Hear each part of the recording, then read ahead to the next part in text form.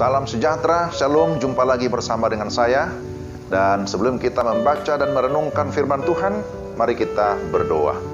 Tuhan, kami datang kepadamu memohon hikmat dan pengertian, sehingga kami dapat memahami firman-Mu dengan baik. Dalam nama Tuhan Yesus kami sudah berdoa. Amin. Baik, saudara yang terkasih dalam Tuhan, saya memilih satu bagian firman Tuhan dari Yohanes pasal 8 ayat 12. Yohanes 8 ayat 12, maka Yesus berkata pula kepada orang banyak, katanya, Akulah terang dunia, barang siapa mengikut aku, ia tidak akan berjalan dalam kegelapan, melainkan ia akan mempunyai terang hidup. Demikian firman Tuhan. Nah, tema kita, Yesus adalah terang dunia. Saudara-saudara yang dikasihi Tuhan, Injil Yohanes dimulai dengan pernyataan yang tegas bahwa terang yang sesungguhnya yang menerangi setiap orang sedang datang ke dalam dunia. Yohanes pasal 1 ayat 9. Kitab Injil ditulis setelah masa kegelapan di mana firman Tuhan tidak dinyatakan setelah masa perjanjian lama lebih kurang 400 tahun lamanya. Pernyataan Yohanes kemudian dikonfirmasi atau ditegaskan oleh Yesus sendiri di dalam Yohanes 8 ayat 12 yang tadi sudah kita bacakan. Yesuslah yang berkata, Akulah terang dunia. Maka mari kita perhatikan beberapa hal yang berkaitan dengan tema ini. Pertama, terang adalah kebutuhan utama manusia. Menurut ilmu pengetahuan, terang atau cahaya dibutuhkan oleh semua makhluk. Tanpa adanya terang, termasuk matahari, maka tanaman atau tumbuhan di bumi akan mati. Demikian juga manusia. Jika terang alami menjadi hal yang sangat penting bagi kehidupan manusia, betapa lebih pentingnya terang rohani yang membawa dampak kepada kehidupan kekal. Pada bagian ini, Yohanes mengajak semua orang untuk melihat pentingnya terang hidup. Alkitab menyaksikan bahwa sejak manusia jatuh ke dalam dosa, Kejadian pasal 3, manusia telah ada di dalam kegelapan dosa. Sehingga apa saja yang dibuatnya cenderung jahat. Dalam Kejadian 6 ayat 5 menyatakan bahwa kecenderungan hati manusia adalah berbuat dosa. Manusia sudah rusak total. Dengan demikian, maka manusia tidak mungkin luput dari murka Allah. Tetapi puji Tuhan, karunia Allah, kasih karunia Allah adalah hidup yang kekal dalam Kristus Yesus Tuhan kita. Roma 6 ayat 23. Hal inilah yang dimaksud oleh Yohanes di dalam Yohanes pasal 1 ayat 9, bahwa terang hidup manusia yang sesungguhnya, yang menerangi setiap orang, sedang datang ke dalam dunia.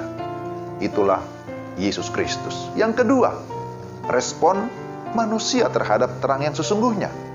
Pada umumnya ada dua respons terhadap kedatangan Yesus sebagai terang yang sejati. Pertama, ada yang menolak atau tidak menerima. Yohanes 1 ayat 11 menyatakan itu. Dalam konteks ini bahwa mereka adalah orang-orang Yahudi, ahli Taurat, orang Farisi, bahkan imam-imam Yahudi. Mereka tidak mau menerima Yesus sebagai Mesias yang dijanjikan. Karena apa? Karena kedegilan hati mereka. Tetapi yang kedua, ada kelompok orang yang percaya dan menerima Yesus sebagai terang yang menghidupkan. Yohanes 1 ayat 12. Orang-orang yang sungguh-sungguh percaya dan menerima Yesus sebagai terang yang sejati, maka itu akan mendatangkan kehidupan yang kekal di dalam kehidupannya. Dan itulah yang merupakan dampak akibat manusia yang menerima terang, yaitu bahwa mereka tidak lagi dikatakan berjalan dalam kegelapan. Orang yang sudah dalam Kristus, mereka tidak lagi berjalan di dalam kegelapan, tetapi dikatakan terang itu bercahaya, dan kegelapan tidak lagi menguasai hidupnya. Artinya bahwa ketika Yesus yang adalah terang ada di dalam kehidupan seseorang, maka terang itu akan menerangi hatinya. Sehingga sebagaimana 1 Petrus 2 ayat 9 berkata, bahwa dia sudah berpindah Dia tidak lagi di dalam kegelapan, tetapi dia sudah berpindah kepada terang, dari gelap kepada terang. Ketika seseorang sudah menerima terang yang sejati, menerima Yesus dalam hidupnya, maka dia juga diangkat menjadi anak-anak Allah. Dan bukan hanya menjadi anak-anak Allah, tetapi diberi kuasa untuk menerima warisan kerajaan surga. Jadi orang yang sudah percaya dan menerima Yesus, sekali lagi, diberikan kuasa menjadi anak-anak Allah, menjadi pewaris kerajaan surga. Inilah yang disebut sebagai anugerah atau kasih karunia. Sedangkan orang yang menolak Yesus pastilah mengalami kebinasaan yang kekal. Ketika seseorang sudah menerima terang yang sejati, maka kehidupannya pun akan menjadi terang bagi orang lain.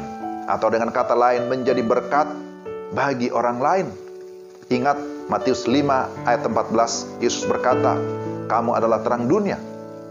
Pelita tidak diletakkan di bawah gantang, tetapi di atas kaki Dian, sehingga menerangi semua orang di dalam rumah itu." Jadi, orang Kristen tidak lagi hidup berpusat pada diri sendiri. Prinsipnya, kita sudah diberkati dan kita harus menjadi saluran berkat bagi sesama, mulai dari keluarga kita, lingkungan kita, dan masyarakat dimanapun kita berada. Pertanyaannya adalah, sudahkah saudara-saudara sungguh-sungguh percaya menerima Yesus sebagai terang yang sejati? Dan jikalau sudah, apakah saudara sudah menjadi terang di lingkungan saudara? Sudahkah menjadi berkat dimanapun Anda berada? Kiranya Tuhan menolong kita untuk hidup sesuai dengan kebenaran firman-Nya. Mari kita berdoa. Tuhan, terima kasih untuk firman. Kami berdoa supaya Roh Kudus menolong kami, memampukan kami, agar kami hidup sesuai dengan kebenaran.